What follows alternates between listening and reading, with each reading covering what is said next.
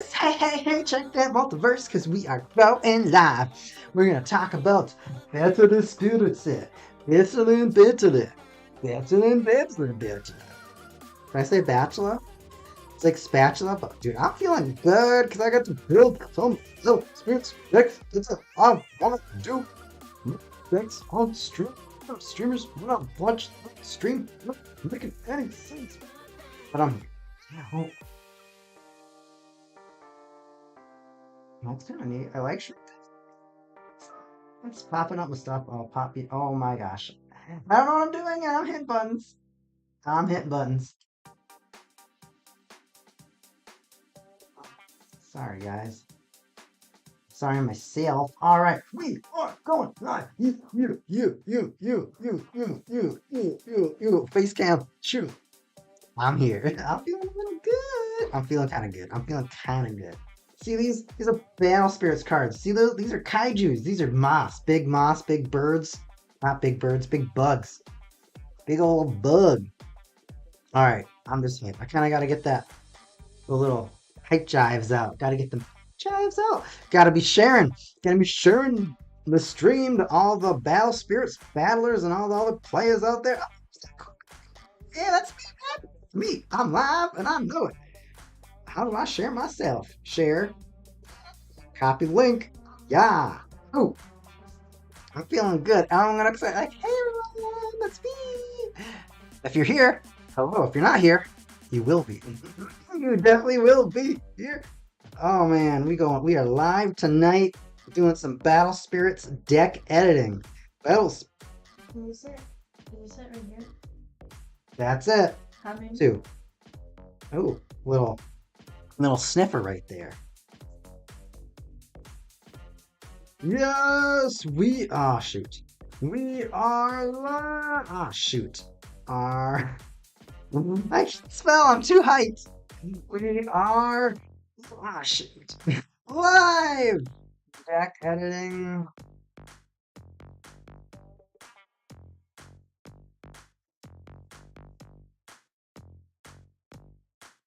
A short stream to test it out. All right.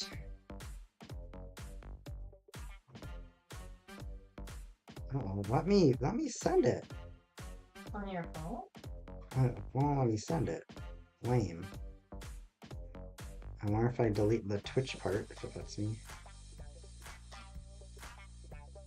Nope. Won't let me hit the send button.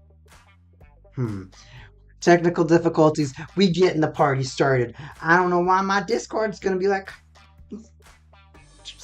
and I'm like, why don't you want me to send stuff, Discord? And they're just like, I don't know. Sometimes we suck. And I'm like, well, guess what? Quit sucking. That's all I ask. All right. Nope. Don't want to send a effing emoji.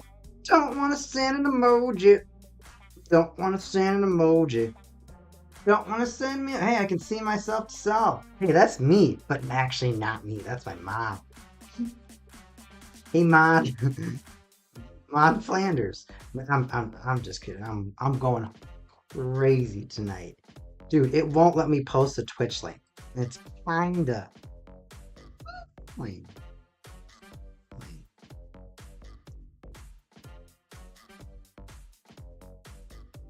Dude, it showed up for a second, and then it's like, man.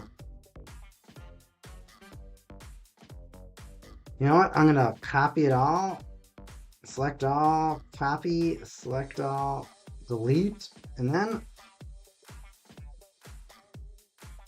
I'm gonna close and reopen it. Make this work. It will know I'm streaming.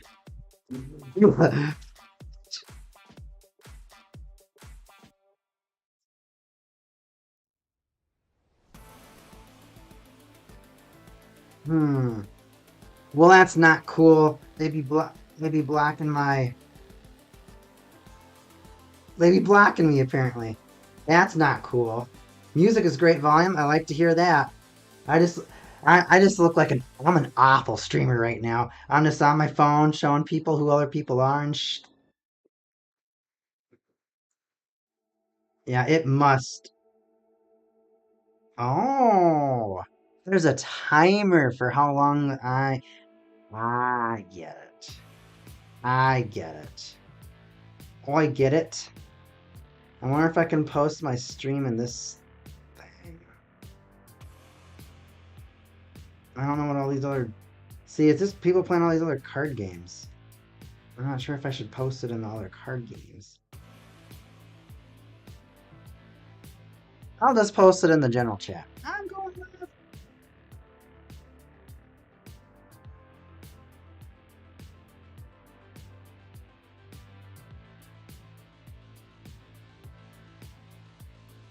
Gonna play around with my Godzilla decks. I can't post in the content. The content channel for another video.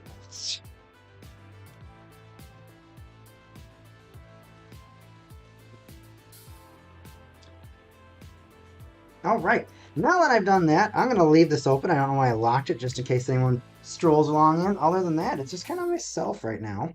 Nova Lance, of course. Oh, get in the frame, Armored Moth.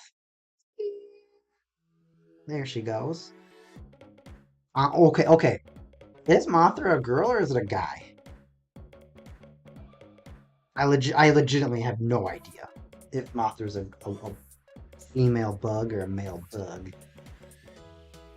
Because honestly, that's pretty important because I feel like there could be tons of like Godzilla storylines that revolve around. I mean, because there's way too many like Hollywood storylines that are like, oh, surprise, surprise, there's a baby at the end. Like in the Godzilla movie that they did over here in the US at the very end, they're like, oh, guess what? I keep putting things out of frame. That's my fault. In the Godzilla movie for America, at the end, you can't.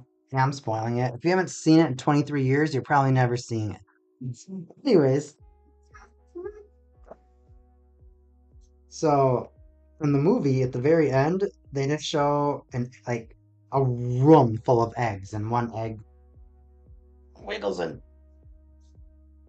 You want to see my egg crack?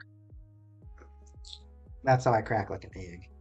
Anywho, yeah. So I mean, you can always. That's like the Hollywood thing though, where they're like, you can always get away or just making an offspring. And I'm like, kind of, because when you're younger and you're watching content, you kind of just absorb it. You might say like, oh, that wasn't cool or that wasn't as funny or stuff like that. But for the most part, you're just dumbfounded sitting there and watching. And it's not until you turn into an adult where you're like, that was dumb. That was stupid. I'm not watching that ever again. It's my life. But I mean, there's also like, yes, but that, like, I'm not trying to talk about like time as an adult because time is legitimately your biggest resource as an adult. It determines everything that you're gonna do. What? I'm making sure how much in frame these guys go. So this, like, God, I'm gonna have to work on this layout. Definitely gonna have to work on this layout. Definitely gonna, like I said though, this is like my second or third time being on stream, so I'm testing it out. I'm testing it out. Mothra deck. So I'm just gonna smash stuff down here. Oh, dude, I'm gonna get a promotion from Creamy Operative. Go to doghype.com for the details. Hey, mod. G-tab. G what? G-tab. G-tab? Yeah, it's an acronym. From...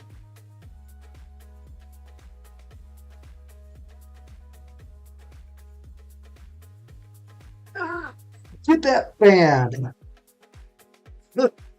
Yeah, I might be a little dude, I can reference anything in a second. I got that quick wit. I got that quick wit.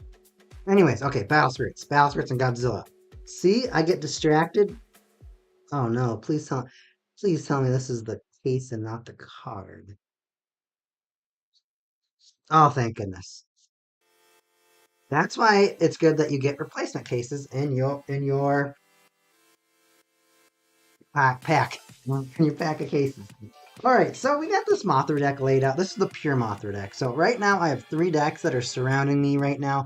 I got pure Mothra, I got Mothra, and this is my Mothra Godzilla deck. Let's see, it plays Mothra cards in it. And this one actually has English proxies in them. So you know what you're doing. Shout out to Necrogear for helping. And Novolance, of course. But yeah, this one's got a lot of moss in it, a lot of Gojis in here. Where's my? I swear it must be in the first stash. I was like, there's one card in here that should be in here, and it's not. And here it is, Godzilla vs. Mothra. Probably one of the best looking cards in the entire Godzilla set. I always find it really interesting when people like I was showing Battle Spirits cards to one of the card shop owners, one of the shop, what do you call him, a shopkeeper?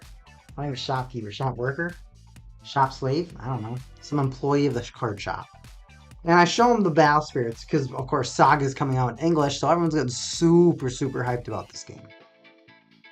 I showed him the Godzilla collaboration. I'm like, don't these cards look cool? Because at least you can appreciate art. You can say that looks great. That's good art. I like the foil on that card. I like the full art card design that not many other games do because look at this. The hollows have full art. It goes all the way down to the bottom. You can see buildings in the background. You get a common and you get this boring kind of border in the background. But you go and grab, well, the X-ray doesn't count. You go and grab something like this Mothra, and again, you got like pyramids in the background. That's so fly. Unintended, because they're bugs. But that's like a crazy thing. But the guy was just like, I don't care about Godzilla. And you're just like, and it's like a weird thing when like people are into like trading cards and like monsters and things, and they're like, I'm not into Godzilla. When there's like appreciating Godzilla, being like, that's really cool. That's a cool IP. I like big monsters and stuff. And then there's people that are just like, oh, the movies are entertaining. I like that. I might see them. I don't care for the story. I just want to see big monsters wreck stuff. But this kid legitimately straight face looked at me. He's like, I don't care about Godzilla. I'm like, that's all right. Let me show you another deck. I get out another deck. I start showing him, and he just looks at me like, I don't care about Godzilla. And I'm just like, as somebody that works for the shop, probably a good idea to understand the core. Get it? Core, Battle Spirits core. But essentially like the origin of the game, where it came from, its lore kind of, and of course it's a collaboration, so the lore doesn't tie completely into it. But you still learn how to play the game. You still learn about the cards, right? You still learn how the game works. You still learn about the cost system, the reduction system, the symbol system, and like bursts and nexuses and why magic cards and all these different versions of cards and why they look different, right? So it was just a really weird experience that I had. I had to get that off my chest because I've never had anybody ever, besides people that are like lizards are gross type of people, that are like, oh, Godzilla, that's kind of like weird. That's kind of lame. Because I mean, no one says that's about Jurassic Park, and those are big lizards. But then like no, Godzilla, man, not for me. So I go to show this guy like my maxed out. What was it? I was trying to show him the Shin Godzilla deck, and he's just like, I don't care. And I was like, okay, I guess I'll put it away then. And then we showed him a Gundam deck, and he still just like didn't care. So I'm like, you know what? I'm moving on from you. You're mid. You're mid. You're mid. All right, that was me. I'm knocking. Okay.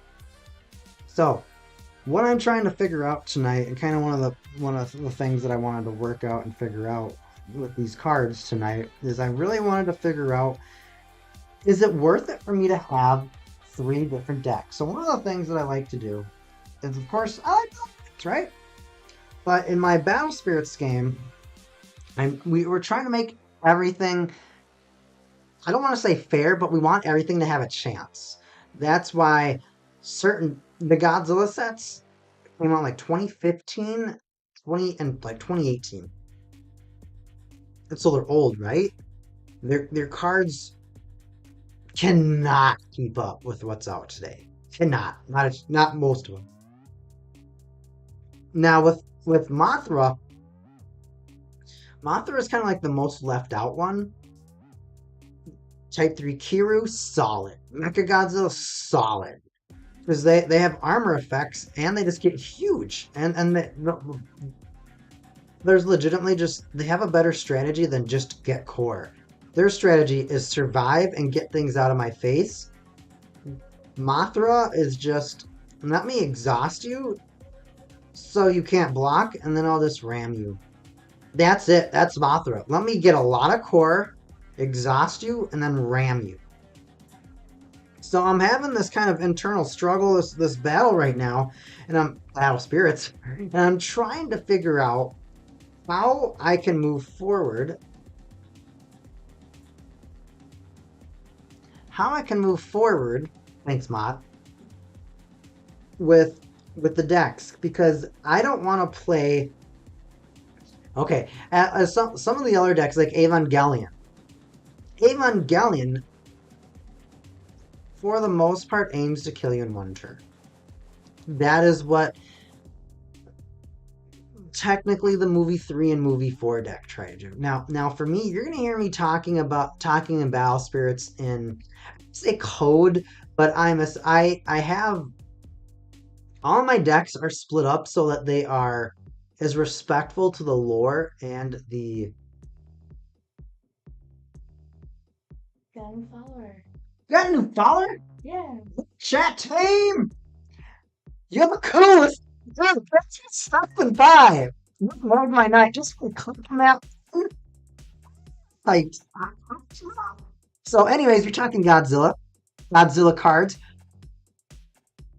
Godzilla Battle Spirits cards, and I'm trying to figure out what I want to do, because I have 3 decks essentially right now.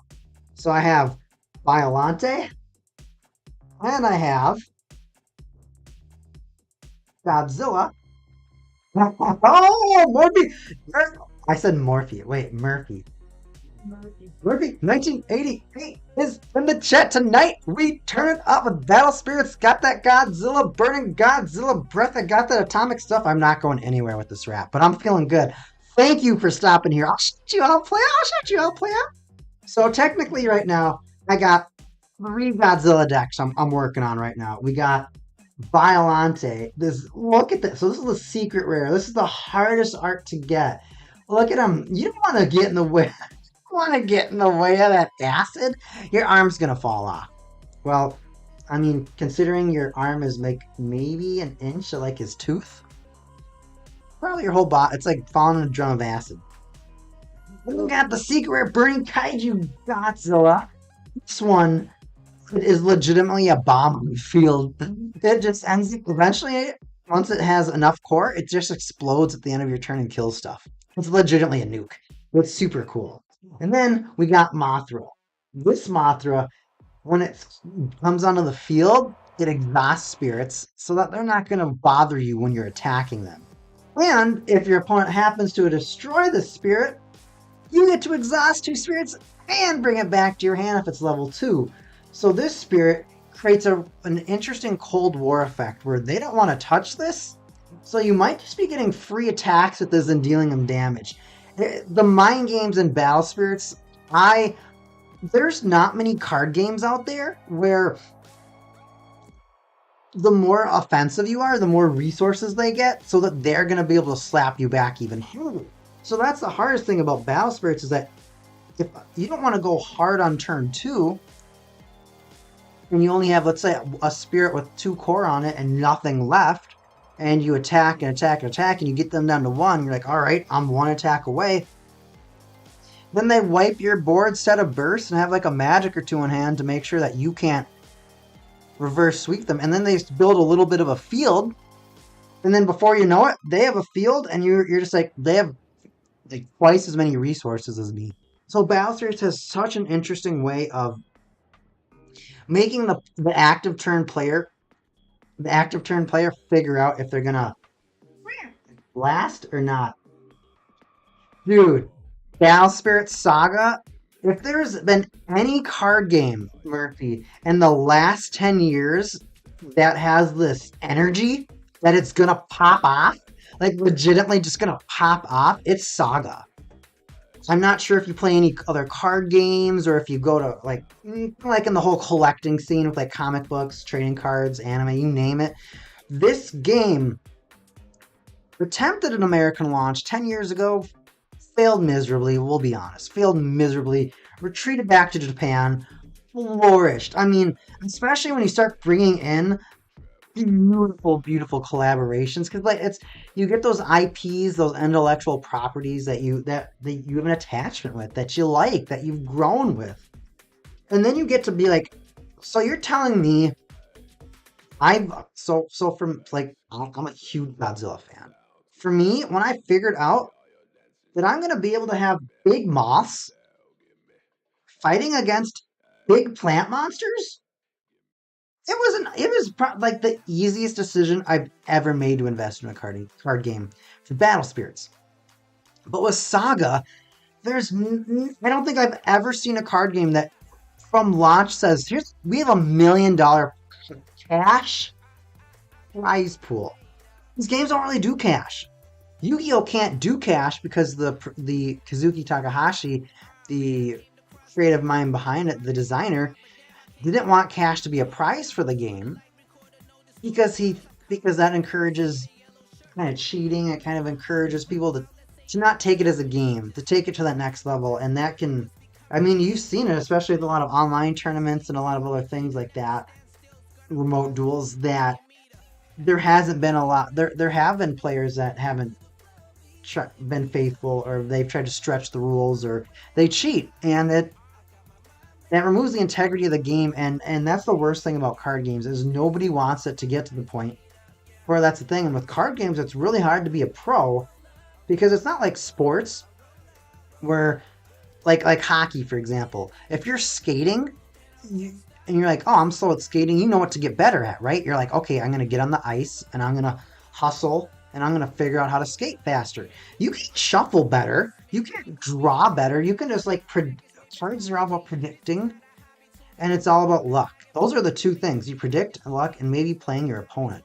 But there's times where you brick and you're just like, I can't do anything about that. I mean, that could be like getting injured in sports, but you kind of don't really have a chance. Time to read your message. Murphy says, I collect Japanese vintage Pokemon cards. The art looks absolutely stunning in the Battle Spirit saga. I can't see myself playing PvP, but I'm so into collecting. As Yugi would say, it's the luck of the draw. Perfect. Well, there, Murphy. I couldn't agree with you anymore. It's completely like that in card games. And honestly, I respect the collectors. I respect the person that has the card album, that they open it and instantly, you say you have a bad day at work, someone treats you bad, maybe you get a bad client, or maybe it's just a long day, or someone calls in and you get a bunch of extra work to do. You come home and you open that card album, you're instantly happy again. You instantly just, you're like, you know what? I worked for this. I accomplished this.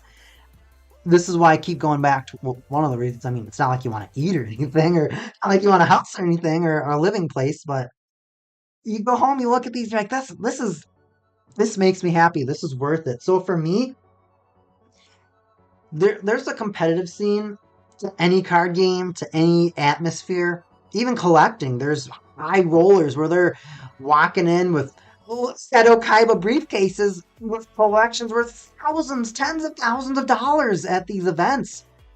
I've seen it. It's nuts. I used to be one of them. It's a little scary, but to be carrying all that money in a binder and an album, but collecting it's a huge aspect of the game. I bought these things called easels, which it's like little stands that they use in art. So I can display my cards. So I'm not sure if you've ever collected any of these little plastic guys right here. This is called an easel. I gave you, they were like, it's like $10 for 14 of them on Amazon. Super affordable, this clear plastic. So if you have any display cases, you can kind of, ta-da, That would be so dope. See, collecting is lit because you can take like you can have like a glass case and you can like put like 3 of your favorite cards up. But if you're like me and you like to build models like Gunpla, Zoids, of course Gundam, Digimon, Evangelion, Mega Man, you name it, I see what I want to do is I've collected some like I play the Digimon card game too. I don't know my Digimon cards. I play the Digimon card game. Like I got Digimon cards here. I got battles. I got Vanguard cards here. I got all sorts of cards. I'm about cards, bro. I want to build a like they have Digimon model kits. I want to build a Digimon model kit. Right? Say it's a War Greymon. I'll build a War Greymon model kit. And then I want to take a War Greymon trading card, put both of them in the case, and then put the easel on top of it. Or in front of it. So you get a beautiful display of of what it would look in its trading card form, art form. And then you have this gorgeous looking model that you oh my gosh. When I talk to collectors, I get way too hyped. Because I'm a huge collector myself. Alright, gotta respond to the message. I have a mate that rubs shoulders with the original artist of the...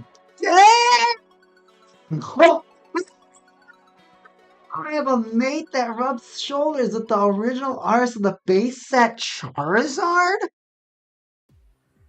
I'll be honest, I'm not sure if I'd ever want that in my house. That might have to be in like a safe box at like a bank or something.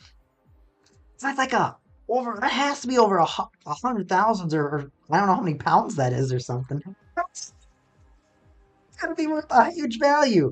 But collecting is so fun. So for me, what I've done for myself to kind of help me, with my finances to make sure I don't go too hard, because especially being man, this light's pretty harsh.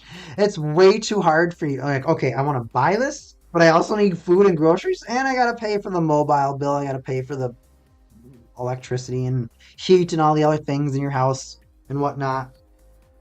But I always come back to collecting. So for me, I have to make sure that I'm not too competitive in the card games. Or if I'm competitive in a card game, then I don't play too many games that are competitive. Because then I'm going to want to buy everything. So for Battle Spirit Saga, for example, normally I play green and everything. I also like to play white. I'm going to take a jump and play yellow in Battle Spirit Saga. So I'm saying that right here. Neon Omen is playing yellow in Battle Spirit Saga. I have zero interest in the Rookie Rush, Level 2 Rush that they're building right now. Murphy, I'm not sure how much you've looked into Battle Spirit Saga, but the yellow color right now with the initial structure deck, the initial BSS1 set, all the yellow kind of focuses on this cost 2 rush where you just play these little spirits and you just blast with them. That's all you do. And sometimes they have like you can't block effects, or sometimes they have come back if I die effects. But it's kind of what they do, and I don't like it, but I'm trying really hard right now to play a different color than what I'm used to. Because in Battle Spirits, I play a lot of white decks. For Godzilla, I play the Type 3 Kiryu. I like to play the Mecha Godzilla deck. For Digimon, I like to play the Last Evolution Kazuna deck, which is going to have Jessmon in it. The Dark Masters deck has Machine Dramon in it. And it even has Metal Seedramon. Gundam has Gundam Seed. So from the Zaft organization to the Omni organization to Orb, even Faith. I mean, there's so many different options. And it's so exciting to have all these different collaborations fighting together. But Battle Spirit Saga is starting out non-collab. So the collaborations were things that were added into the game. Spice it up, make it a little bit more fun. They're good, but they're not meant to overcast and overshadow main series. All of the collaboration cards are meant to be complementary. Now, Murphy, I gotta know what color are you looking forward to in Battle Spirit Saga?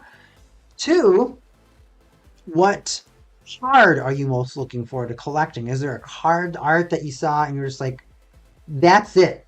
That's got to be the card that I gotta get. And is there a specific rarity? Because I'm not sure if you follow either myself on Twitter or the Battle Spirit Saga channel on Twitter, but of course they're always posting content daily. I definitely have the notification bell turned on for that thing. I got to see that every single day, every single second they tweet. My Pixel 6 Pro lets me know. My Pixel 6 Pro lets me know every single time that they post something. So I just saw that Battle Spirits posted something. They got a new card tonight. So I always look at the new cards that are posted.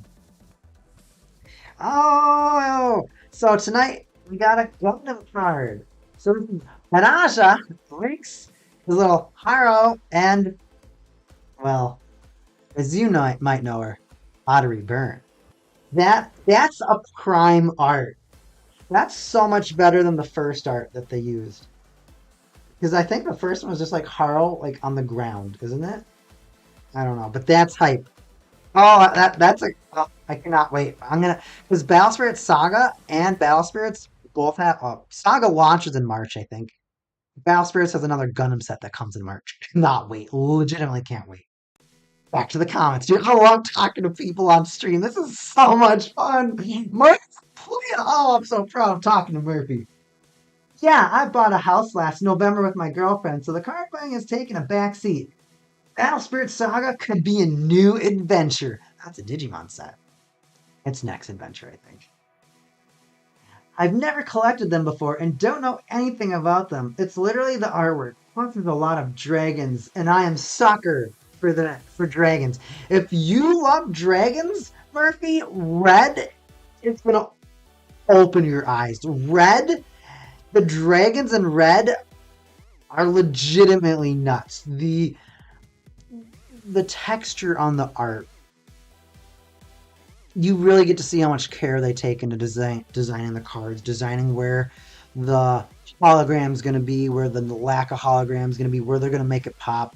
But congratulations, dude! Clap, clap, clap, clap, clap for Murphy and his shoddy for getting a house. That's a huge step, bro.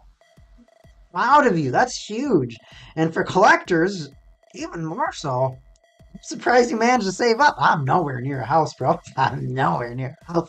And for me, like, I'm not like, it's okay. It's gonna come. I'm gonna get it. I'm gonna make it. I'm gonna grind. I'm gonna hustle. I'm gonna make it. But that's great. That's a huge thing for you, bro. I'm like legit proud of you. And I just met you. That's huge in life, and not everyone's gonna get there, especially with how expensive things are getting. That's huge. That's crazy cool.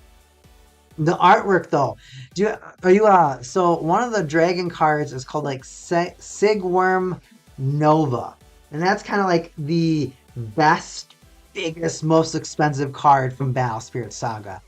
That is definitely one of the cooler looking cards, dude.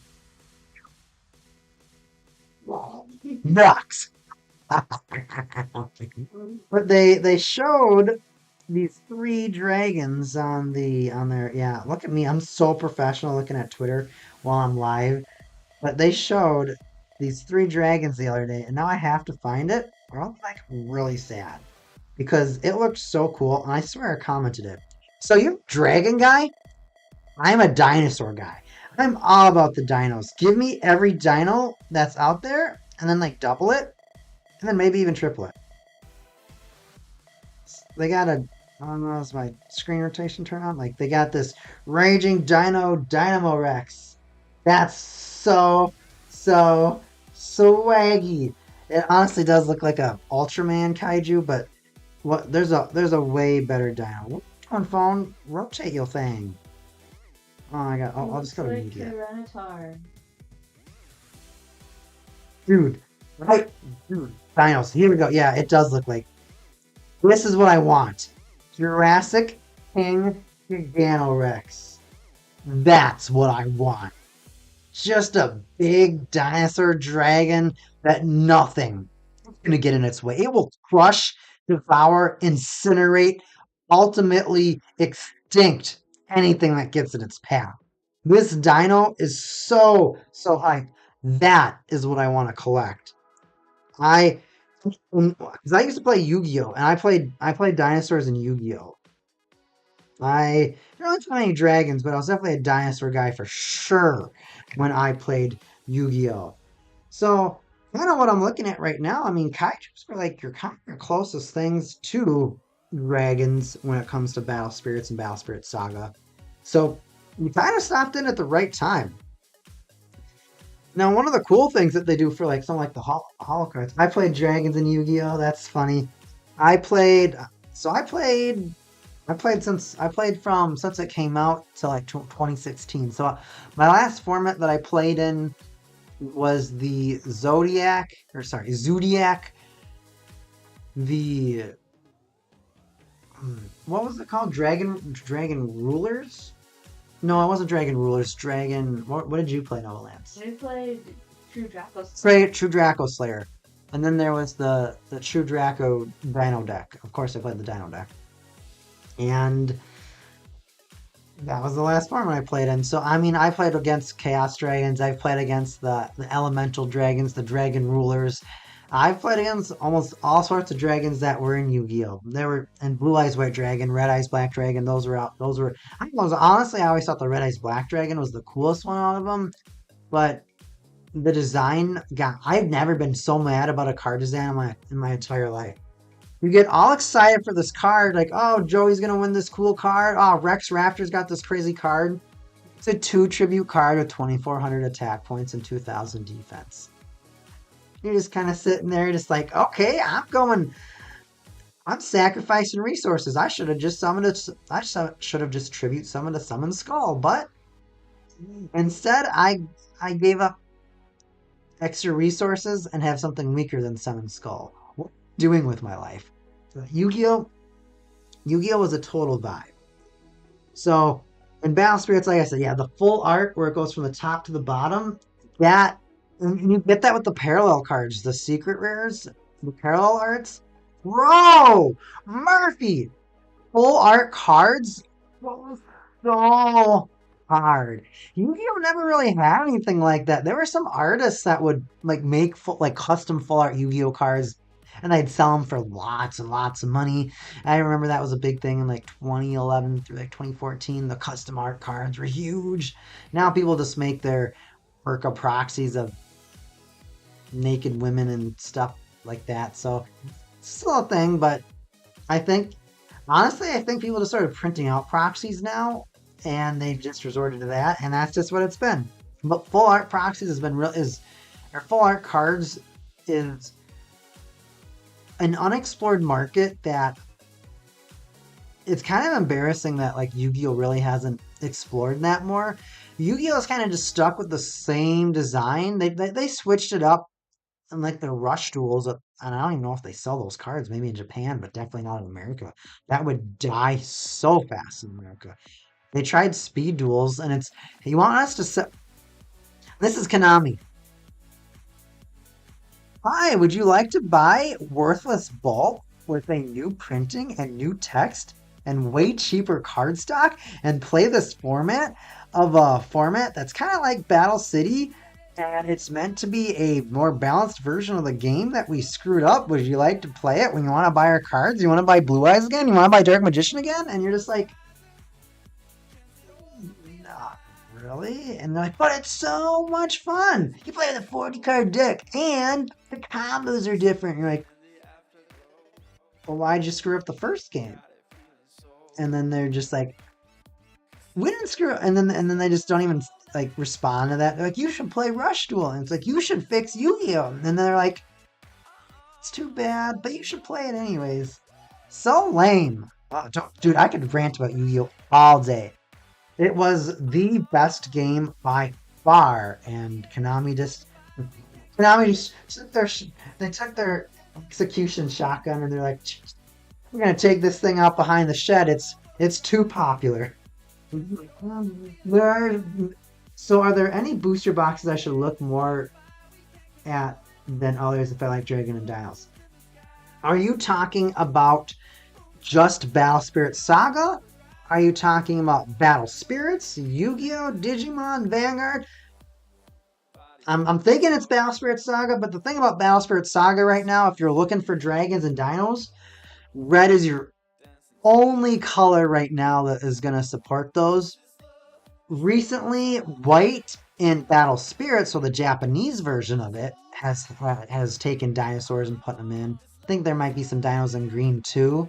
But as far as Battle Spirit Saga is concerned right now, they're kind of typecasting everything right now to start the game out with. So you're gonna have your red is gonna be your dinos. Red's gonna be your brute force giants, your dinos, your dragons, your fire breathing stuff, all your I don't want to say edgy things, but that type of stuff. Of course, your purple stuff is just going to be death, and it's going to be swampy stuff. It's going to be in the mist. It's in the shadows. It's your. Leave my snakes alone. We're gonna. I don't even know. Like, I was thinking like we're gonna have to call like Steve Irwin to like wrestle a snake, but then I'm like, no. As long as your snakes aren't on any planes, I think we'll be fine. Just keep those snakes off planes. And I think we'll be okay with them snakes. And then you got white, which is white. White feels like Gundam and Star Wars combined because you just have like a bunch of motherships and a bunch of mechanical like AT-AT type things. They're just big old mechanical beasts that are walking around. So white, not necessarily that, but like I said, they have had super cool dinos in the last Battle Spirit set. Red in the last Battle Spirit set has this beautiful looking pterosaur that has goggles. It's a pterosaur with goggles and like a bomber jacket. So the design on it's so gorgeous. It's so funny. It's pretty cute. I'll be honest. I'll say it. I'll say it. It's cute. I'll say it. So very cute card. Very gorgeous. And then yellow is more your angels. It's your penguins with Penton. It's your celestials. It's holy things. It's going to kind of be like shrines and goldy things. So we're only launching with 4 colors. There are 2 colors that are going to come later. So far, I believe green has been announced for set 2, but we don't know anything about blue yet. We don't know a single thing about blue. So if I was in your shoes, definitely invest in the initial set. Definitely invest in Battle Spirit Saga 1. A, because kind of like what you told me about your mate and his Charizard. When a card game starts and a card game launches, you only get to experience that once. And the thing about that is the world only gets to experience that once. People might hold on to the set and resell it in 5 years, and they might be cracking the packs and go, "Oh, look at me! I got a Mega Rex. I got a card that, or I got Siege Worm Nova. Look at this! This is so cool." But you don't have that experience of having others around you of going to like a card shop because as a collector, I'm not sure if trading is anything that you've ever liked or gotten into or buying and selling to get the cards that you like. Because let's say you do buy 5 boxes of the new Battle Spirit Saga, just an example, just exaggerating. Buy 5 boxes, and then let's say you get 1 dragon and 1 dino out of them because there's 4 colors. You might not get what you want. So then you might have to take out your smartphone and go like, okay, where's the nearest local game store? Or maybe you have to hop on a online auction site like eBay or Amazon or TCG Player, just Discord, just throwing out brands, or even Facebook Marketplace. I know a lot of people like to use that to try and find people to say, hey, I don't want angels, but I love dinosaurs. So if anybody wants to, I'm all for it. So that's going to be my biggest recommendation of advice for you, is that set the experience of starting a card game when it's fresh and everyone's learning things about it, everyone's learning the prices about it. That's an experience that will never go away. I will never forget cracking open my first pack of Pokemon cards. I'll never forget opening my first Digimon card battle cards. I'll never forget my first Yu-Gi-Oh packs. I'll never forget my first Card Fight Vanguard packs. When I first opened my first box of Card Fight Vanguard. I'll never forget when I bought my first box of Battle Spirits. And Digimon was like that too. And even Battle Spirits Saga is going to be the same way. And Murphy, that experience, because me, I'm a person, I'm a hype person, I'm an energy person. I If you're having a good time, I'm probably having a good time. If everybody around is like super hype and like, oh my gosh, look at what I got, look what I got, all these cards are so beautiful. Everyone's like there to have a good time. I'm feeling even better. Like if I'm at a sporting event for the home team and I'm there to support the home team, I'm feeling great because everyone's there, everyone's happy, everyone's high five, and everyone wants to be there. And that's the environment that a brand new card game cultivates. I'm telling you, it's an energy that just it can't be put into words. It's so powerful. It's something that you can't replicate without it being organic. I am lucky as I have a brick and mortar card shop. 5 minutes? Oh, Murphy, this is so great for you. Not only do you get to support your local game store by purchasing Battle Spirit's product from them, and hopefully they have some, but on top of that, you're going to be able to go there and maybe you'll establish some relationships with the player base or maybe even the card shop, and maybe they'll be able to trade with you and get you some of those dragons and dinos that you're looking for, because that honestly, that's the best way to get what you're looking for. Establishing and creating relationships with other people and having them understand what you're looking for and you understand what they're looking for. So you're like, hey, I'll help you out. You help me out. I'm great to meet you. You shake hands. You're like, what's going on? I was shocked when I got my first packet of Yu-Gi-Oh from my local card about 15 years ago and pulled Flower Wolf, and I thought it was so awesome. Now, are you talking about the level 5 fusion monster with 1800? I'm pretty sure it's 1800 attack points and 1000 defense points. It's that black wolf with that pink flower on its neck. I know exactly what you're talking about. I'll never forget my first Yu-Gi-Oh card experience. My mom got me some packs. She surprised me with it. That's the one. That's the one, my bro, my bro. My mom bought me 5 packs, and we're driving home from my cousins. She bought a full box of packs, and she was gonna use it as like, oh, you did good in school. Here's a pack. Hey, you listen to me. You understand respect when you're doing chores. Here's a pack. Well, the first 5 packs that I cracked legitimately, my first pack was Dark Magician Ultra Rare. Not even lying. First pack. She gives me 5 packs on the ride home. Crack that second pack. I pull left leg of the Forbidden One. 2 Ultra Rares back to back. 2. Third pack, Raigeki. The most unstoppable spell card in the game. Raigeki. Yes. 3 hits in a row. Oh, it didn't stop there. Fourth pack was a Fire Grass. So that one wasn't as hype, but I know exactly how it feels to get a fusion monster that's not that exciting. But the 5th and final pack? Bro, I packed Exodia Head of the Forbidden One. 3 ultra rares, 1 super rare, and one rare in 5 packs. Murphy, I have this thing that when I start a card game, my luck is untangible. It can't be stopped. I am one of the luckiest people ever when I start a card game. When I started Pokemon, I packed Mewtwo out of my first pack. Mewtwo. Yeah. From the first set, packing Mewtwo. I'm just always lucky when I start out card games. I just always am. And dude, that is so funny that you packed that. But the fact that you have that card shop so close to you, that's really neat. I gotta know, Murphy, what is your favorite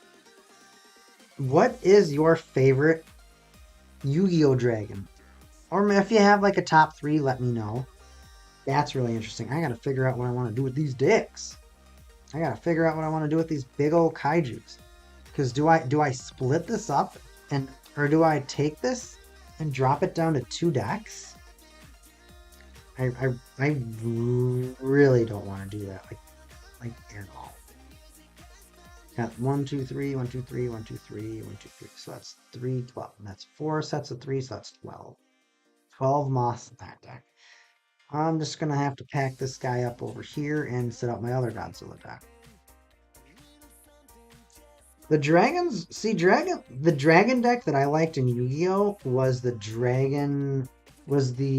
Chaos Dragons. It wasn't Blue Eyes White Dragon. It wasn't Red Eyes Black Dragon. It was one of the most interesting decks because besides like Frog Monarchs, there wasn't necessarily decks that left their field blank. There weren't many decks that did that. That's prime Yu-Gi-Oh! When there were decks that kind of like required you to play like a lot of traps because like, oh, I don't want to get attacked by 3 monsters, so I'll play Mirror Force, right? I don't want to get overran by monsters, so I'll play Torrential Tribute, things like that. But eventually in Yu-Gi-Oh! The Chaos Dragons, the way they worked with the graveyard, and Chaos by itself is the most exciting archetype that doesn't exist. And by doesn't exist is they've made so many cards that are Chaos or light or something that are meant to kind of like support this or work alongside it. It just didn't work that well. And it was kind of, I don't want to say laughable, but they just weren't good. They made a bunch of Chaos cards like Chaos Sphere and some other Chaos cards that just weren't that exciting. They weren't that good. They made not Exceeds. They made Synchro Monsters that were like that too, and it was very disheartening. And I feel bad for one of my teammates. He kept on collecting me Chaos cards because he knew how much I liked him, but then they were worth so little. I kept trading them because I'm like, well, I could keep this, or I could trade it for like $6. And I felt bad. I ended up trading them, but Chaos Hunter was probably one of the coolest cards. I stopped collecting after the original Neostroid. So you stopped collecting in GX era then. So GX was the Armored Dragons like you're talking about, the Neos support, the Elemental Heroes, which is Neos obviously, Volcanics, Cloudians. GX is my favorite Yu-Gi-Oh! Series and my favorite series of cards. So for me in GX, I played Cloudians, I played Volcanics, I played Destiny Heroes. I had to play Elemental Heroes because I went with the Destiny Heroes. But those decks were fun. Those cards were super duper fun. Now I gotta sort by Godzilla piles. You got Bugs on the left, Godzilla's on the right. Godzilla's on the right, Godzilla's on the right, and Bugs on the left. It's such a hard thing for me to figure it out though with this Battle Spirits thing is because I'm trying to make this game be competitive but fun. And what I mean by competitive but fun is that when we're playing, like, pretty much what I've done is I've collected and I've made like 40 decks from a bunch of different crazy series, like I told you, Godzilla, Gundam, Evangelion, Digimon. Did I say them all? Godzilla, Digimon, Gundam, Evangelion. So all of those crazy series, I've made crazy decks for them. And pretty much all the decks are, okay, I would say 95% of the decks are good. They're decent, they can compete, they're not bad. But some of the decks that have older cards have a more difficult time keeping up. Now, the thing about that is that I want to make a variety of decks. So in front of me, I have a Godzilla and Mothra deck. I have a pure Mothra deck. And then I have this mix mash Godzilla, Mothra, Batra, and Biolante deck. Technically, it's the Biolante deck, but I kind of have to break it down into all those different monsters or kaijus because that's kind of the way that I think I heard somebody yell, so I stopped for a bit because it was funny. Man, I'm not giving myself enough space over here. We gotta move things around. So Murphy, did you ever compete in Yu-Gi-Oh tournaments or anything like that? And what is your favorite Yu-Gi-Oh card that you have right now? But anyways, while you're answering that, I'm trying to make this game as competitive but as fun as possible because I don't want there to be like 3 decks that destroy everything else. And they don't stand a chance. So that's like, okay, why don't we never pick these 3 decks because they'll crush every other deck. So that's one thing. I need to make sure the decks are all balanced yet good because no one wants to play a bad deck. Nobody wants to set a monster in defense mode and end their turn. And that's all they do is like, oh, it's on defense. Like, you can attack me ever? And they're like, well, if my attack points were over 1,000, I might, but my tech is bad, so I won't.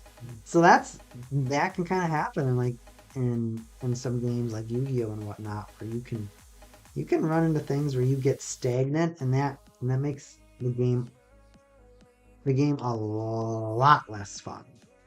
So for me, a lot of it is diversity because I want to have multiple decks to play with. I want to have multiple decks that do things. And in this Godzilla set, initially, Mothra has a lot of cards for it. It really does. Godzilla, of course, has the most cards for it. And then finally, other monsters like Batra, which is a bat version of Mothra, a big flying bat. Oh, hard to go wrong with Jinzo. Still one of the creepiest looking monsters but it's a monster, right? It's just like this machine dude, this crazy machine dude who isn't he he's a machine. He's not a fiend, right? He's a machine, I want to say. I don't remember. He's dark though. I want to say he's a machine. And he just says no track. Like there really hasn't been a monster as impactful as Jinzo in the game since he came out almost. He's such a shutdown card, and you're like, oh, I can't respond to it. And you can't really plan for a Jinzo, and they didn't really make a lot of spell cards that would save you from Jinzo. I like that they tried to make like Jinzo like, no, you quit before the psychics came out because psychics came out in the 5Ds series. Because they made like Jinzo Returner and Jinzo they made all this extra Jinzo support that was when they first like tried to like make like to try to reinvigorate like old archetypes, they would give them the worst cards and like, oh, here's your new Jinzo cards, and you're like, could you have made them good so they're playable? Because you can make cards, but if you don't make like decent cards, they're just collector's cards at that point. And guess what? There's going to be if these cards aren't that expensive, like if you're not making them high rarities so that there's a lot of them out there, I mean, pure like easy economics, you're not necessarily going to have that much fun. Or it might be too easy to collect them. So it's like, oh, this is a 20-cent card or something. For me, it's not fun when your collection has some value. It's Jinzo's machine. Thank you, mod. What do I do without this mod? See, I think I'm gonna have to shrink my face. You know what? I can use my chat box because no one. Apparently, I didn't put the chat's not working right. Well, because it's like my third stream of my life.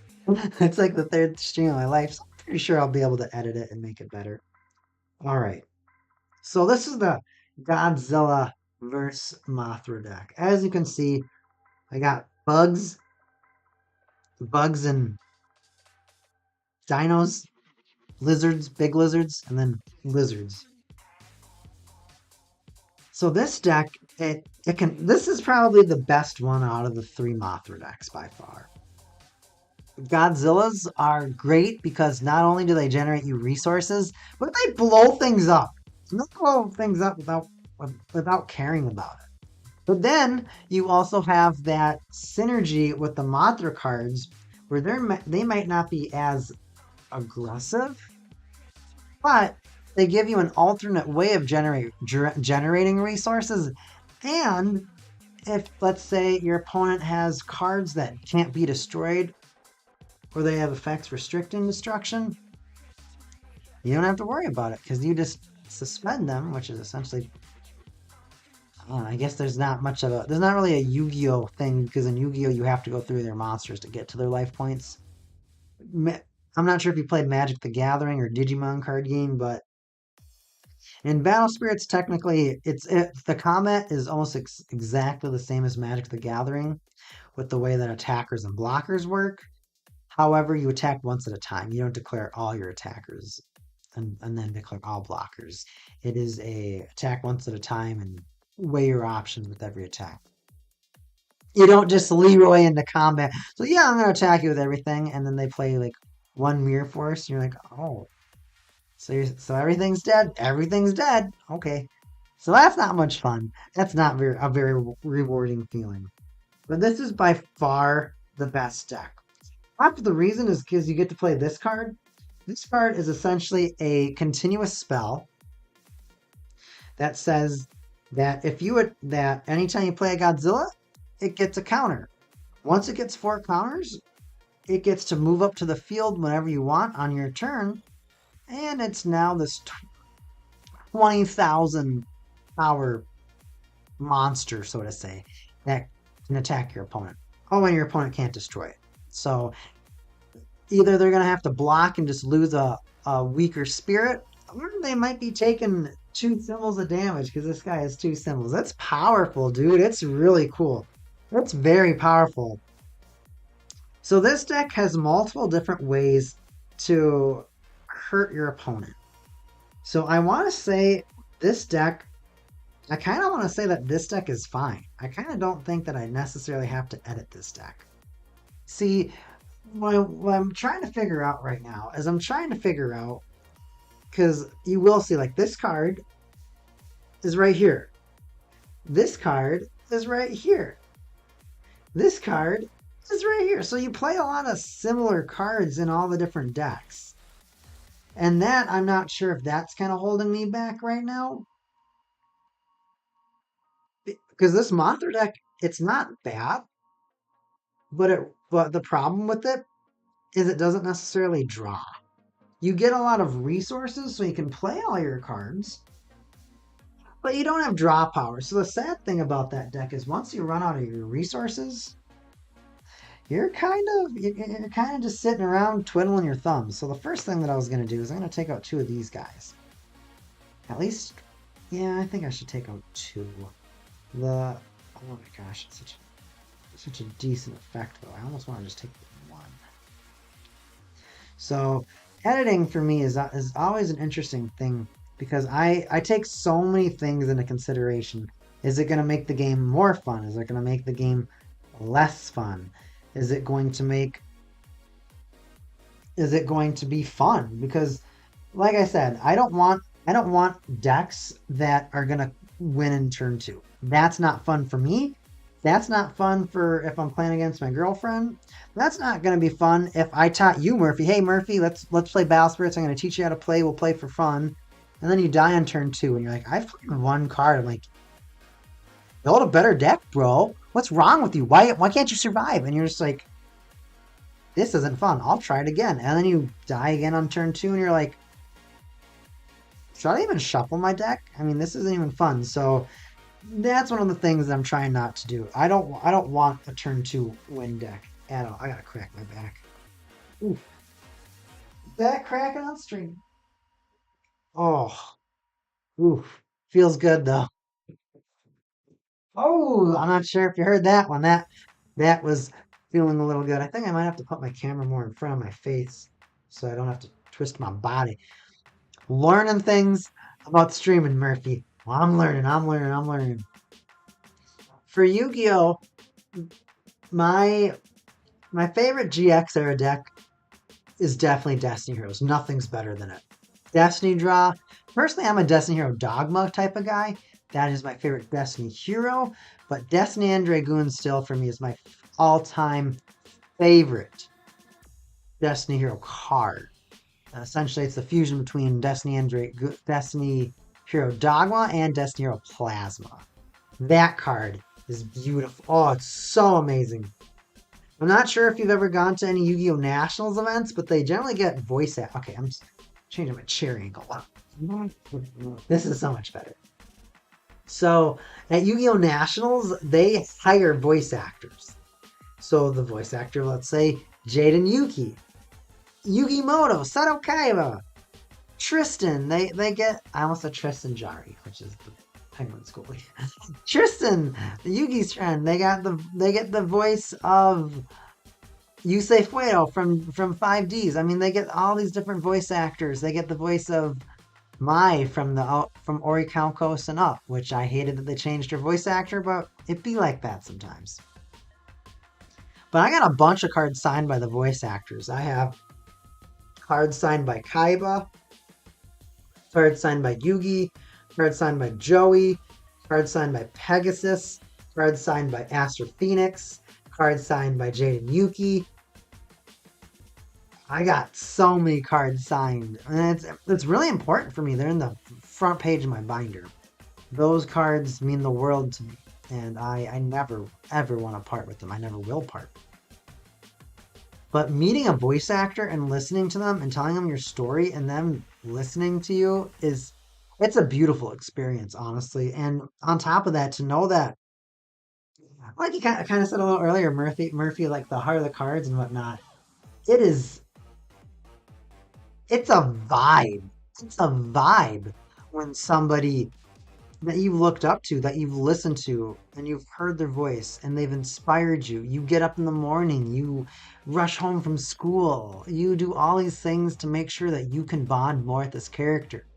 You get to meet the person that brought them to life face to face, and you get to hear them, and they sign something of yours, and then it's yours forever, and you get to cherish it, and that's a part of your deck.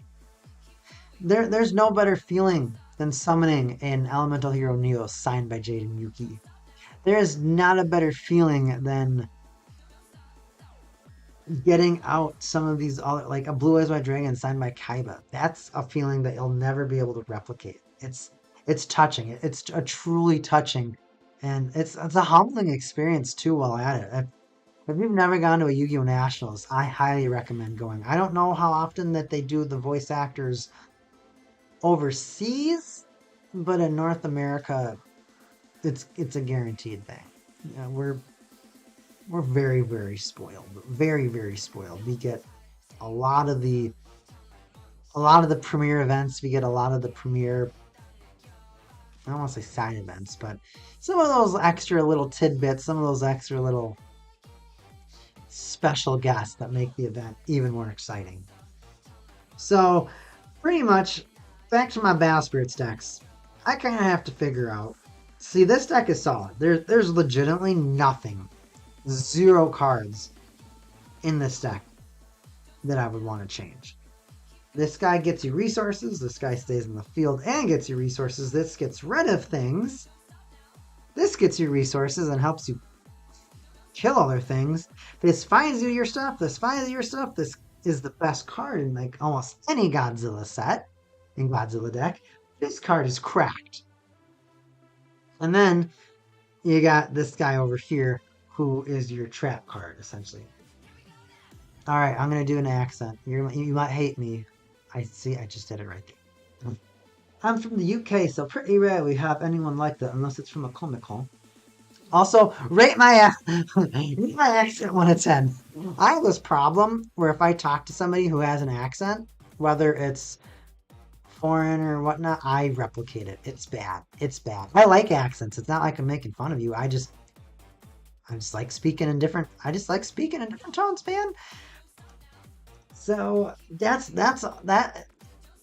So I mean, a little bit of a bummer, but I'm telling you, if you haven't ever searched on YouTube, NACQ North American, or was it NAWCQ North American World Championship Qualifier?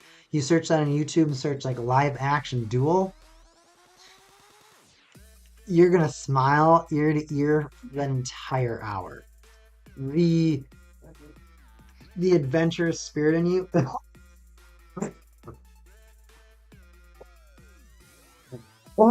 Hey, I'm glad you're in the fun and games with me. My mod is breaking up over here. She's laughing. She shook my head. She's like, please don't do it. Are those Velociraptor faces? No, that's the Pog Champ emote. But they are the Velociraptor faces. I'm not sure how I feel. I'm gonna revoke that mod status. You will be taken over.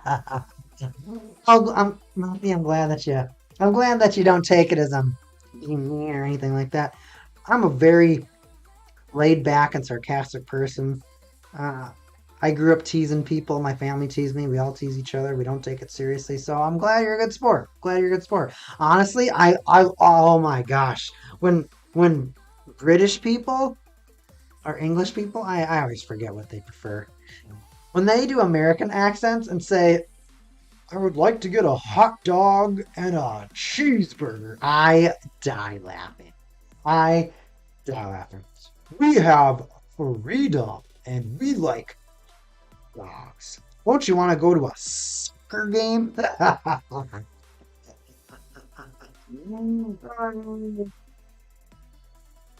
That's funny. Actually, my mom and stepdad they went to go to England and unfortunately they had this vacation planned for like a year and a half.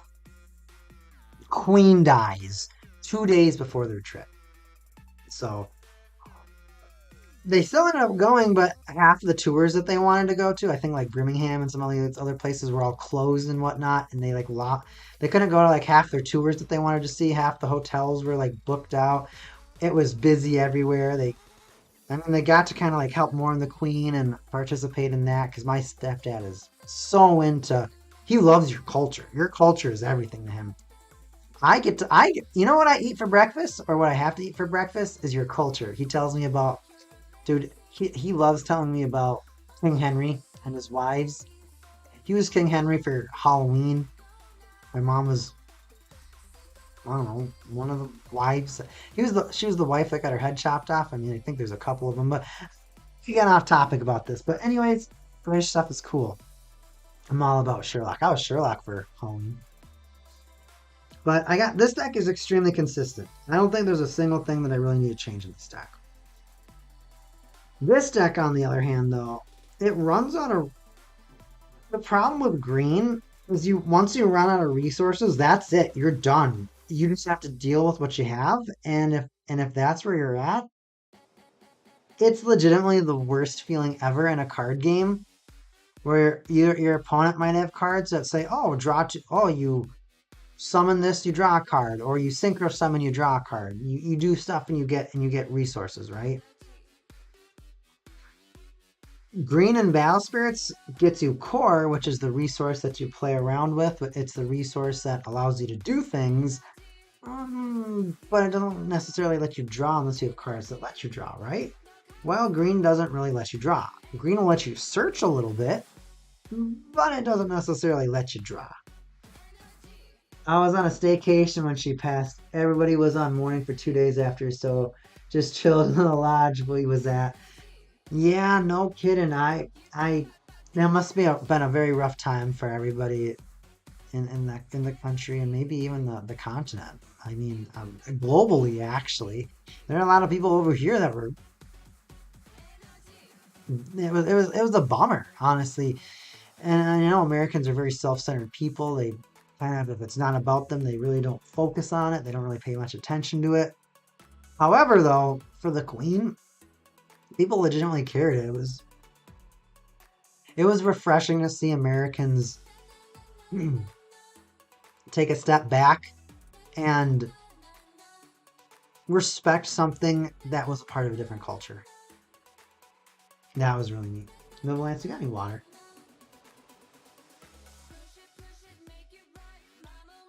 I'm gonna cough.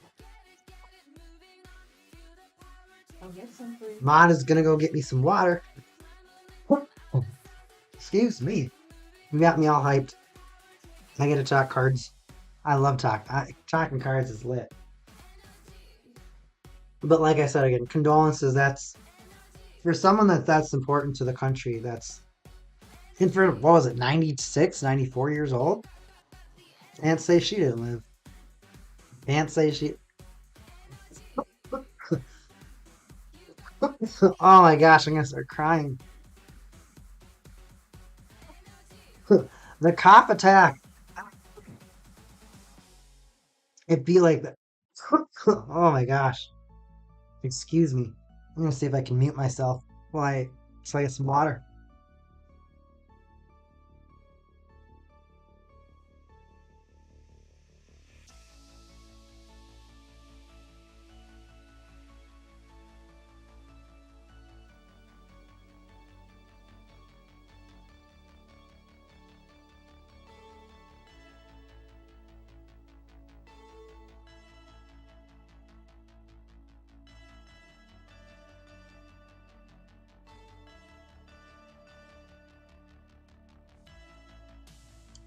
Oh, apologies. Apologies, Murphy. You got me too excited.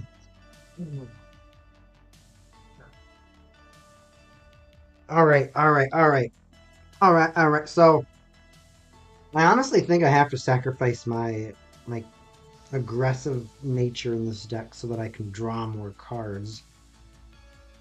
It's just not fun. It's just not fun if you run out of resources.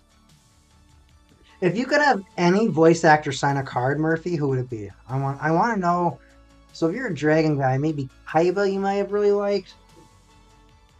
Trying to think of what like I don't really think there really was a dragon. Was there a dragon duelist in the first series besides Kaiba?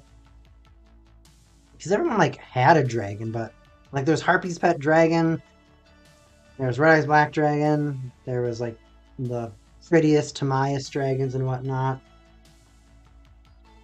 So there was definitely a bunch of them, but at the same time, it's a little difficult to kind of think and remember how many of those dragons, or if there's any players that like legitimately had. The mod needs Metal Siegemon. The voice at Murphy. Are you a Digimon fan? On a scale of 1 to 10, how big of a Digimon fan? I'm gonna get hype. I'm gonna get hype. I'm gonna get hype. I'm gonna get hype. I'm gonna get hype. I'm gonna get. Oh, it's gonna hit. It's gonna hit me. I already showed you my Digimon deck, so you know I play Digimon. My mod, her name is Novalance. That's what she goes by online. She loves Digimon. She loves Digimon. And more decks than me.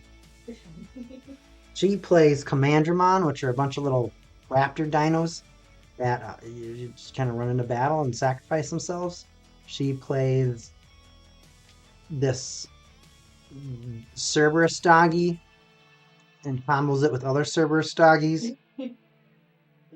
So she just has like unlimited resources and her turn lasts like 2 hours. And then she plays Jessmon, who's like a dino dragon knight that's got like knives for legs and hands. Or swords. Swords. Definitely swords, not knives. Definitely swords, not knives. Well, like what I'm thinking about this Biolante deck is I kind of want to take out some more like Godzillas and make it like more like less red. So I feel like I put way, way, way too much red stuff in, or too much Godzilla focus stuff in this Biolante deck. Meeting the voice actors legitimately is super neat. Have you heard of like Cameo or anything like that? Where like you can like, I know you. I mean, it's cheaper than a plane ticket. Paying like a voice actor or a famous person to make like a video clip for you saying, oh, or I don't know if you can like send them stuff to sign if they have like PO boxes or stuff like that. But if you could say like, hey, could you like I've considered doing a cameo to for the voice actor of Ty, whose name is Joshua Seth, to do a happy birthday for Novalance or something like that. I think she would explode if she saw her. one of her favorite Digidestins doing something like that. That would be really, really cool for her. I still think cameo is a really interesting thing. You kind of get that recognition, but at the same time, you're just like, I'm giving this person like $40 to say, hi, happy birthday, Jeff.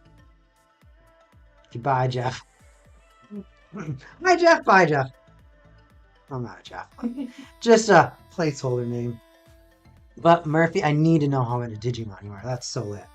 Dude, I'm thinking about this so hard. My moss. So all these moss are great. This moth is okay.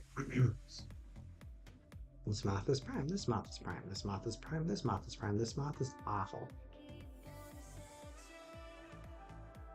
This burst ain't too great either. I saw you message me, so I will read your message. Read the message. I watched it religiously when I was a kid when it came out. I never collected the cards, but always ended up with one when I was a kid. Ha ha ha! The voice actor question. The reason for Agumon is his voice is so unique, unlike other characters, even from other mangas or animes. Ty! Peppa Breath. No, Milan, say your Peppa Breath. Why? Why? You think I have a good one? You had a decent Peppa Breath, but you were, what was it that you were always saying it? You were like saying it a lot when we first started playing the new Digimon card game. Baby Flame? Well, maybe it was Baby Flame. Hi, lit. That's so funny. That's so funny. Gee. Yeah, it's so funny. Oh, whoa. Okay, Murphy. Have you seen Last Evolution Kizuna? The Digimon movie? It came out like 3 years ago on Blu-ray, on DVD. I honestly think it's right behind me. It's the original crew, most of the original cast, as much as they could get. They did do all the voice acting during COVID, so it was difficult for them to get every voice actor. Yes, Novalance? Ty, there's a unique Digimon over there named Neon Omen. Oh, Peppa Breath. It's hard not to love Agumon. That Digimon. You're right. The childlike personality that Agumon had, but he had that confidence of an adult, and he had that kind of get back up on your feet type of parenting. Like, he's like, you can't give up, Ty. That's not you.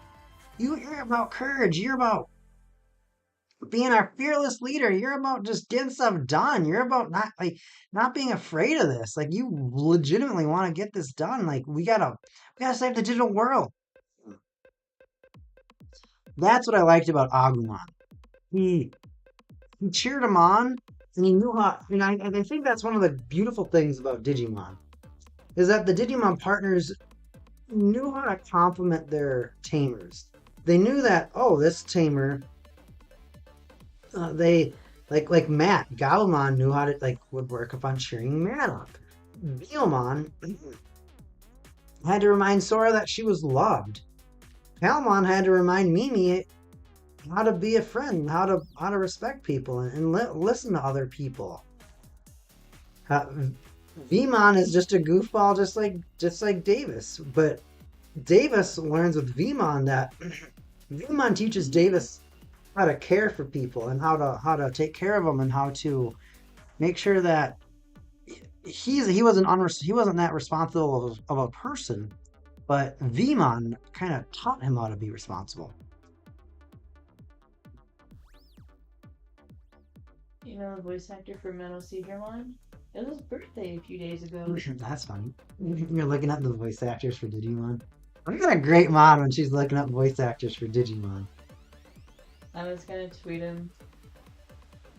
Oh, you're gonna tweet him? Yeah, I'm gonna tweet him and ask him if he would sign like 7 cards, because he's a lot of people in Digimon, including Daigo. Which one's Daigo? Oh, Try. That's what I thought. Yeah, the guy with the lab coat. We're talking about lab coats earlier today. Uh-oh. Focus, camera. Okay, thank you. Had to start like vibing like a chicken. Anyways, being weird.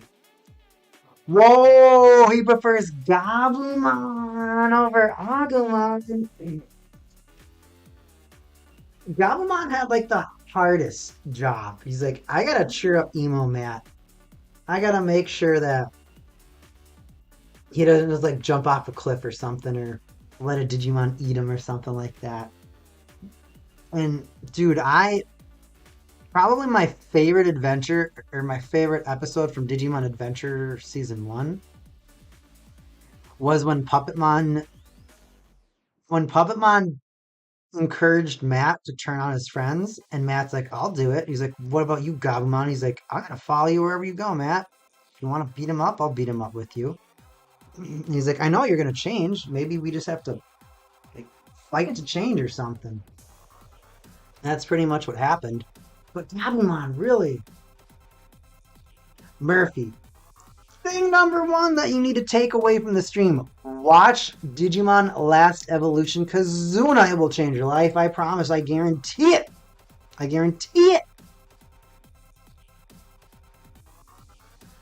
And second of all, I'd consider buying some of the new Digimon trading card game cards. If you want some of the most remarkable art. If you want dragons, dinosaurs, Agumons, Gabumons, all the Mons, your Mons, my Mons, all sorts of Mons. It's a great game. And even if you're the type of person like, I don't want to buy packs, I don't want to gamble, buy singles. Get what you want. Go to some websites and search those card names. See if you can find the cards that you're looking for. Novalance is opening her binder. You've got her excited now. I have to show the first page. I think I'll like it. Novalance says you might like this first page of her trading, her Digimon cards. Hey, it's Kumon and Kumon. Your two favorites. Well, at least you said you like them, at least. Camera and Betamon. So you got your Gabus, your Agus, your Gabus, and your Betas. Isn't that something? That's a pretty cool collection. There's a lot of neat cards in this Digimon trading card game. And the best part about it is they're not all super expensive. I think that's what a lot of people get afraid of when they hear the word collecting or trading or cards, is they go, oh, I can't afford it. I can't do it. I can't do it. I can't consistently buy cards. And then you're just like, just collect them. Like me for Battle Spirits. I built my Battle Spirits collection in a way that I only play certain collaborations, so certain series that I like. If I don't like the series, I don't collect it. Battle Spirit Saga is going to have a main series and collaboration series. Now, you'll be able to combine them into the same decks, but they will be different sets. Like, they'll have, like in Battle Spirits, BS1, Battle Spirits 1, is the main set, and CB1 would be Collaboration Booster 1. So they have different naming structures for their different sets. Patamon digivolving into Angemon. What's it? Angemon. Patamon digivolving into Angemon to defeat Devimon on File Island. It was annoying as a kid because you're like, all right, Patamon, do something. Okay, Patamon, do something. All right, Patamon, do something. Because everybody else digivolves, and Patamon's like, go digivolve. I'm just gonna fly around and boom. And that's all Patamon did. He just flew around and boom bubble. Well, And then he's like, everyone's getting beat up. I gotta figure this out. And then he eventually did. He digivolves into Angemon and Fist of Fate or something like that. Heaven's Fist or something. And then Devimon, did he just blast a hole in him? But it was Digimon series haven't given up. See, the best part, he did. He did get buff. Yeah, he's ripped. He's got like metal things in his chest, which is weird, but Digimon be like that. It's definitely something that you can appreciate because it was so early in the series that you legitimately were like, oh my gosh, she's dead. Like this kid's Digimon just died. Like we just watched him get it. What? Because didn't like Devimon like shove his fist in his like stomach or something? I don't remember. But when he was like dissolving into the digital particles and whatnot, Deathclaw. it was it was definitely a death claw. And then he's like, we'll see each other again sometime. And TK is crying. I mean, I could be crying my eyes. I'm like, it's protecting me. That was such a unique thing in the show because they didn't go over the circle of life yet. They didn't talk about how there is going to be how you're not dead when you're dead. You know what I mean? That, oh no, you're a Digimon and you got deleted. Oh, you turn into an egg and you're reborn again. But you didn't know that bit. So you're just like, so you're sitting there as a kid. You're like, that just happened. He just got murdered. This show's nuts. You're like, oh, thank God it comes back. But you never like really had that feeling in any other Digimon show. You never really had a feeling like you lost fear of the fear of the protagonist losing never existed because if they just come back, if the protagonist can legitimately just come back and be like, oh yeah, nothing, like I can send these guys in the battle and I can like Leroy my Digimon in the battle, they die and like they'll just be back in like a day or two. They didn't like really have to care about that at all. And in some shows, like in Digimon Tamers season 3, spoiler alert, Leomon gets stabbed through his chest by Beelzemon, and Jerry gets to watch her Digimon die, Leomon, which is one of those things that doesn't happen too often as far as like a tamer like losing their Digimon permanently. I think it's like having like a few tamers in the shows. But that was a very interesting part about the original Digimon series with Angemon and Patamon because you're like, is this it? Is this are you forever gone? Or are you gonna come back? Luckily, he came back. So I figured out that this deck is good to go. This deck doesn't need any changes. We truly have to investigate the Biolante deck. That is going to be our sleuthin' for the night. Murphy, do you play any Digimon, Pokemon, card game, video games like Master Duel? Of course, any of the Pokemon games, the Digimon Adventure games. Tell me if you play any Digimon games. Please. Bugs. Oh, hey, stay there, bugs. More bugs. I gotta do these by cost. So, bugs. I am not good at organizing right now. Am I getting dunked on? No, I'm not getting dunked on yet. It's so. I mean, stepping away from trading card games though for 12 to 15 years. Hey, well, I guess you just bought a house or something. So I was about to say your mom must really like you, because for me and Novolance, this like we've for 3 games that we play, we've picked formats that don't evolve, so to say. so we don't have to consistently keep buying cards. Because when you play like 4 or 5 card games, it's when there's a new set that comes out every month, and if that's like 5 card games, it's like $5 a month if you want to play that game and be competitive with it. Not to mention the mini sets that they come out with throughout the year. We would literally go broke. We would not be living in a house. That is for sure. That is 100% certain. I gotta put my Biolantes down here. My big plants. Big plants do big things. I gotta figure out my organization.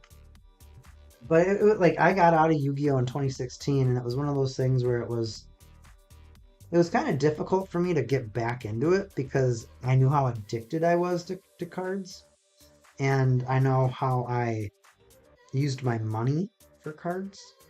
And I didn't like go broke or anything like that, but you definitely kind of understand for a while. Like it kind of just hit me. I'm like, I've been going to the same card shop every Saturday for the past, what was it? It was a solid like 8 years, if not longer. I played the game I played Yu-Gi-Oh since it launched, and I was like, in 2016, I'm like, I've been coming to the same shop, meeting the same people some are my friends, but some I didn't care about. I mean, that's kind of how it is anywhere. Like, I don't mind them. I don't mind them. I do not like that person. And then these other like 6 people I'm really cool with. But eventually, people come and go. People's lives change. I mean, people go to college. Eventually, the people that show up at the card shop change. And you kind of end up hitting a point where you're like, well, I get along with these people. I don't get along with these people. I want to make friends. I don't want to make friends. And it gets quite exhausting, actually. Where it's like, you know what? I like this game, but the people that are here playing around me, I don't like them. And guess what? I don't want to use my free time, as in the time that I'm not working. I don't want to be around people I don't like. So why am I going to these card shops and doing this? So for me, I needed to take a step back, and I needed to figure out a new hobby.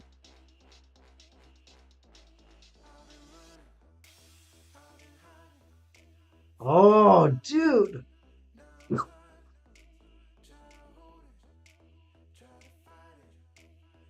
Hmm. He plays on his mobile. See? A little bit of British thing. Mobile.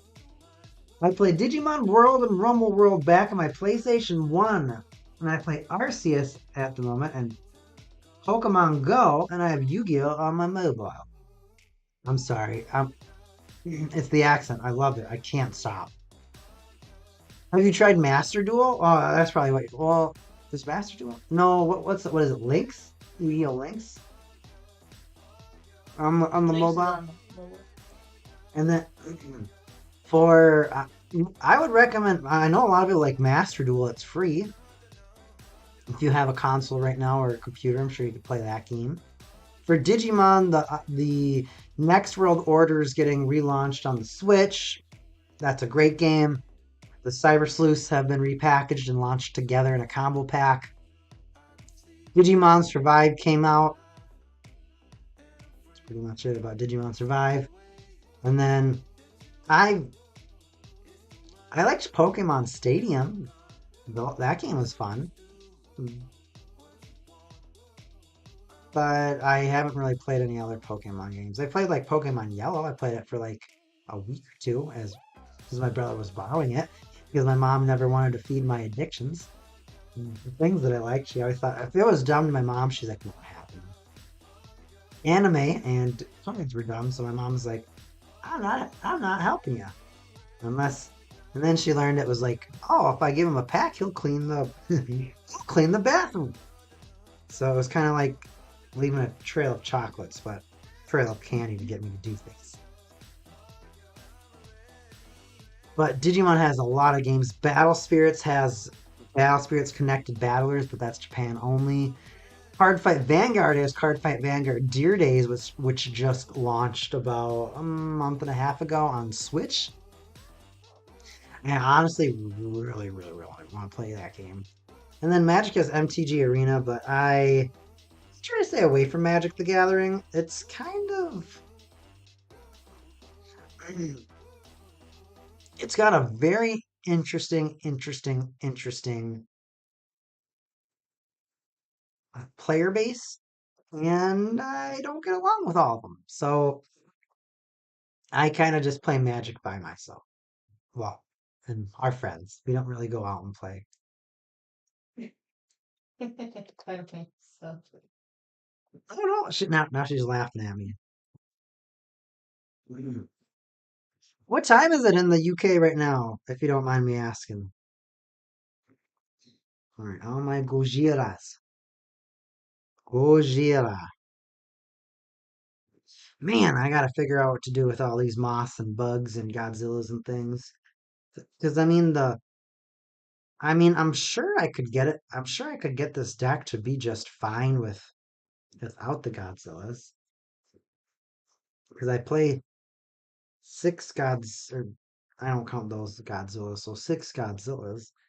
But if I take out the Godzillas, I don't really want to play the draw card as much because it feels absent, or it feels like I'm not getting the true essence of the deck. And that's another thing about me is I love lore. And I want to be as close to the lore as legitimately possible. And so right now, I'm trying to figure out with this lore going on right now if I'm doing a good job or not. Staying, come on, man. Ah, shoot. I am trying to do my best over here to. Also, Murphy, what color are you in Pokemon Go? I want to know what gym or what is it? The leader? What leader you picked in Pokemon Go? And then what are your some of your stronger Pokemon in Pokemon Go? Do you have any shinies? Do you have any good IV shinies? Do you even look at IVs?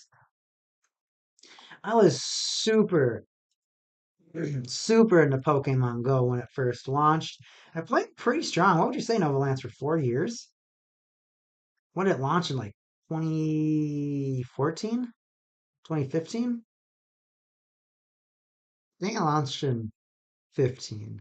what game? Sorry. Poke, Pokemon Go. Oh, 2014. 14? Yep, because I was you went to Pittsburgh and we were in the city when the Pirates won. Huh? And the Pirates won the World Series, Well, I they think. won their baseball game. I'm not sure if it Yeah. was the World Series. Oh, well, it was awesome. I pretended they did. What is it? What is it? Team Valor. He's one of those red guys, huh? Hmm. That's funny. I played all the old school Pokemon games from all the consoles.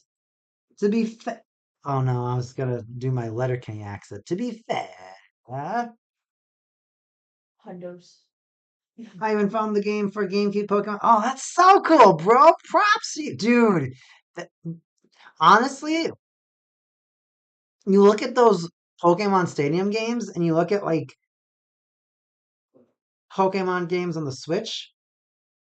Yes, Pokemon Coliseum and Pokemon Stadium are not the same. I know. Oh, okay. Well, my mom's waving me down. She's like, "Don't say the wrong thing. Don't say the wrong thing. The Pokemon fans do not like that." So what I was gonna say is that you look at like Pokemon Stadium, right? And then you look at I have a that's cool. 100 IVs are where it's at. Hopefully they're good ones. Hopefully it's not like yeah, I got like six perfect IV Pidgeys. I got like a perfect IV Weedle. My what's it? My Whale Lord's shiny. That's just have none of the ones that are kind of good. But I don't understand how. I mean, I guess they're trying to make like the latest Pokemon games seem like Pokemon Stadium. But I don't know what Nintendo's thinking with their graphics. I don't. I have no idea. Murphy. I respect this, bro. I respect this, bro. I'm all about that.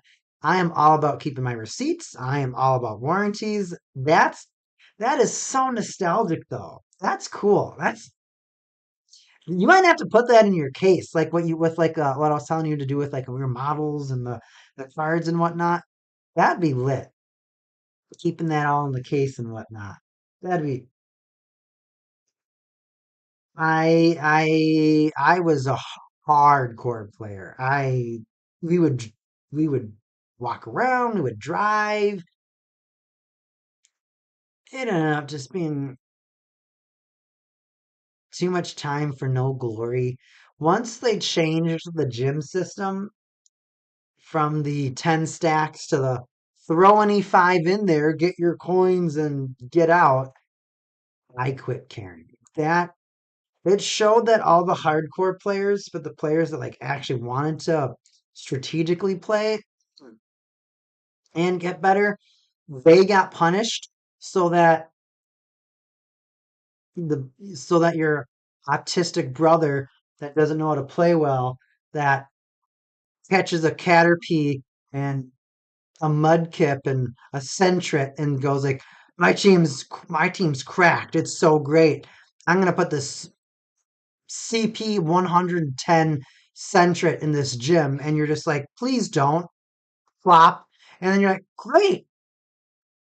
Now we have like a 2000 CP Nidoking, a 30,000 Snorlax, a 30,000 Blissey, a 28,000 Vaporeon, and a 110 Centret.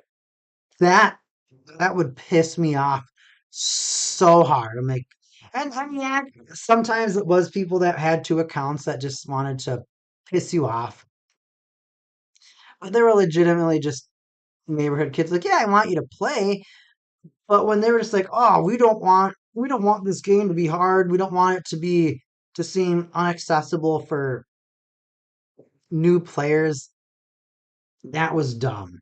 That was so stupid because I was sitting with all these Snorlax. Like I had like 10 Vaporeon that were all like very powerful level CP and good IVs. Like I built up this army to raid gyms. My Novalance and myself did that. And we even had a team in our state that on weekends once a month we would drive around and just take over a whole city. And then that quit being a thing.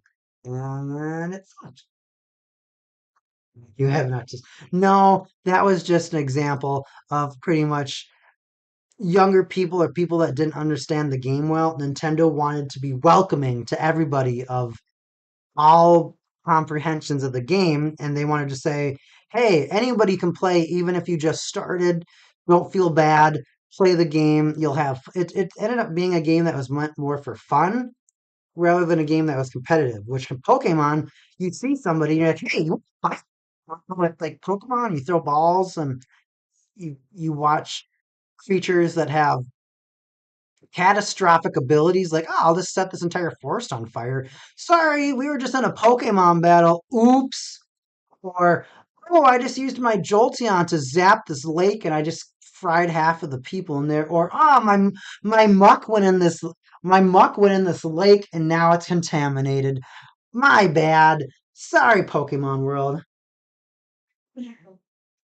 Hey man, it be like that sometimes. But that like nothing pissed me off more than like the neighborhood kids or stuff like that were just like, I'm gonna put the weakest thing in there. I don't care. I just want my coins rather than just being able to strategically stack this tower up so high that teams had to grind for like an hour to get through the full 10 levels with your team. And on top of that, you're like trying to plow through like 10 Blissies that are all like 3,500 CP and I'll have like 400 HP. And yeah, that was kind of before the Machop, or excuse me, yeah, the Machamp that had the four times damage against it. And then they had like some like crossed. charge or something, brick break or some move that just ultimately would just melt the blissies and whatnot. I like the strategy that it used to have, but doesn't really have it anymore. But the games, it used to be fun, but it got to be so stressful. And the town that I lived in, there was like 6 Pokestops. That's not fun. It's not called Pokemon Get in your car and drive to the city. It's called Pokemon Go explore where you live. And if they're like, oh, sorry, where you live sucks, you're like, so you're telling me the game isn't for me. And even for like able-bodied people that are in wheelchairs or people that might not be able to go too far, people that might have to have more supervision, might not have that's a luxury for them. So that people in wheelchairs don't get to go out and walk and play Pokemon Go.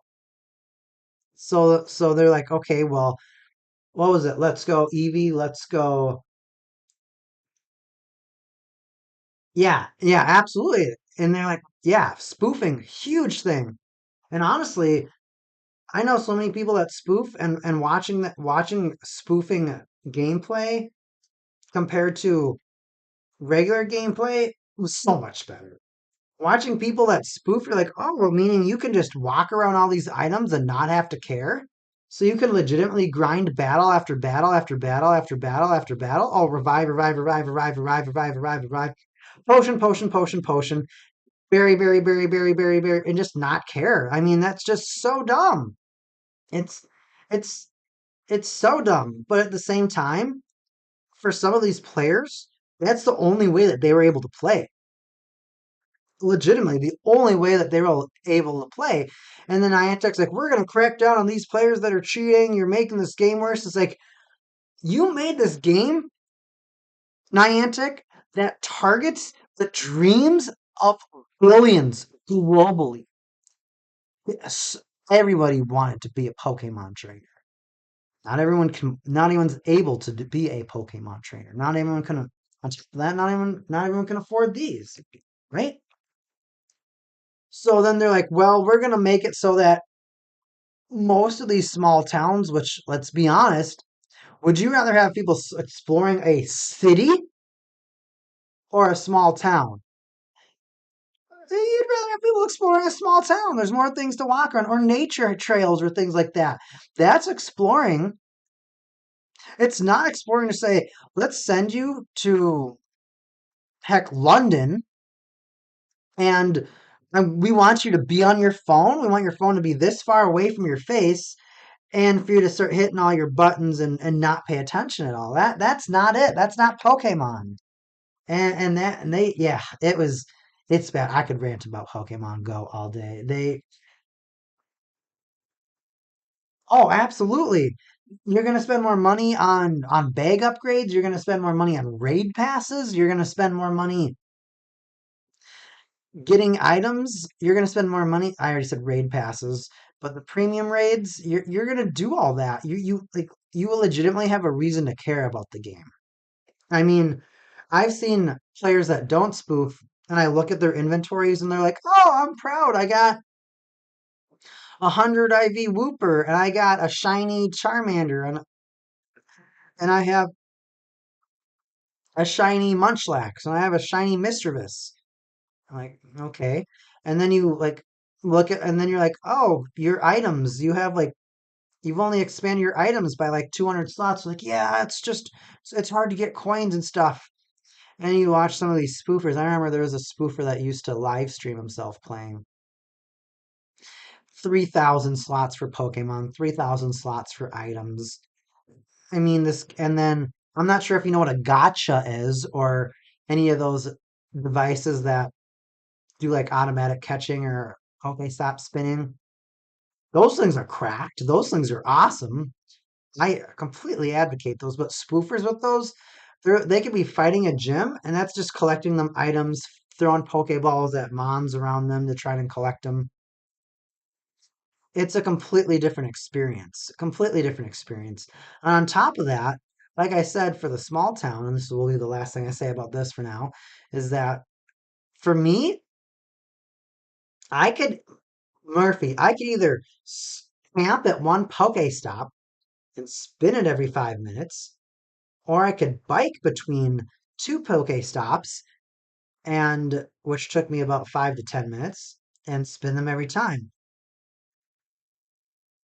But I was biking and and legitimately have to be the slowest on my bike that I possibly could for it to not say you're running or no, it was you're driving. Get out of the car. You can't play if you're driving. So stupid. Dang. Well, you work nights. Well, I'm glad that you joined us. We're gonna be hopping off in a little bit though. Definitely talked about stuff that wasn't Battle Spirits for a little bit, but I had so much fun. Novalance, you had fun. Hmm. She's nodding. It was a vibe tonight, Murphy. This is like one of the beautiful things about streaming. I get to meet someone who I never would have met across the globe. Across the globe. I got to meet you and you got to meet me, and we got to have a fun conversation and learn a little bit more about each other. We get to bond over beautiful collectibles that we adore. We get to and we get to educate each other. You get to tell me about Pokemon. Excuse me. You taught you taught me about Pokemon, and I got to talk to you about Battle Spirits. We got to vibe about Yu-Gi-Oh. We got to talk about Digimon. We got to talk about Digimon, Agumon, and Gabumon. That is so lit, and I had such a great time chatting with you. That was so much fun. Novalance is feeling the vibes. She had a great, great, great time tonight. I am planning on streaming a lot more. I'm young in the streaming business. I'm young in the streaming world. But this was a kind of like a test of our setup. We're gonna be back. This is gonna happen a lot more often. I need to see you back, Murphy. I need to see you back. I need to see what your experience is gonna be with Saga. I can't wait to share my Battle Spirits and Battle Spirit Saga and Digimon and Vanguard and whatever else you want to watch on my stream or catch on my Twitter or catch on my YouTube page. If you ever have time and you want to check out cool content, check it out. It's always worth just looking around. I do a lot of Digimon content right now. Novalance and I play a bunch of Digimon right now. So if you like Digimon, you like Battle Spirits, you like Battle Spirits Saga, you like card games, please stop by. It's going to be worth your time. And one on one, bro, I appreciate this. Like this was nuts. Like I can't wait to do it again. And like legitimately, this is what I want to create. This bond, this relationship, this energy is what I want to create. So thank you so much for being a part of this. This has been lit straight from the UK. We had Murphy coming on in. Yeah, absolutely, bro. Absolutely. I gotta hear that. I need to eventually though. I gotta see you follow up with Battle Spirit Saga. I'm one of the very few content creators that does Battle Spirits in America. Of course, I'm going to do Saga. I'm one of the few influencers that have been doing this. I've been doing Battle Spirits for the past year and a half, 2 years. Novalance and I have been doing Digimon for the past 2 years. We're gonna be jumping into Saga. We're getting into Vanguard more, so we're gonna be playing this game. I mean, and the art on these cards, it's nut. It's insane. It's so like it's so nuts how much the foil shines on these cards. You'll definitely gain an appreciation for it. But nonetheless, thank you for turning into Neon Omen stream. Noble Ants in the back. Hey, we're popping off. We're popping off when that comes out. No matter once that comes out. I got to see you back here. I can't wait to hear what you've collected. And hey, if I get any cards that you're looking for, and if you get, I might just send them to you. I'm a bro like that, dude. If I know that there's a Migo out there that likes the stuff that I like, and you have that, and like, I can tell that you value it the same that I value it. No problem hooking a bro up. Don't even care about paying to mail out something for a bro like that. But have a great morning. Have a great shift when you work your night again. Have a great rest of your day. Thank you so much again for being a part of the stream. and for making an impact on my life. Murphy, you have a great one. We will catch you back with more content. Noble Lance is in the back.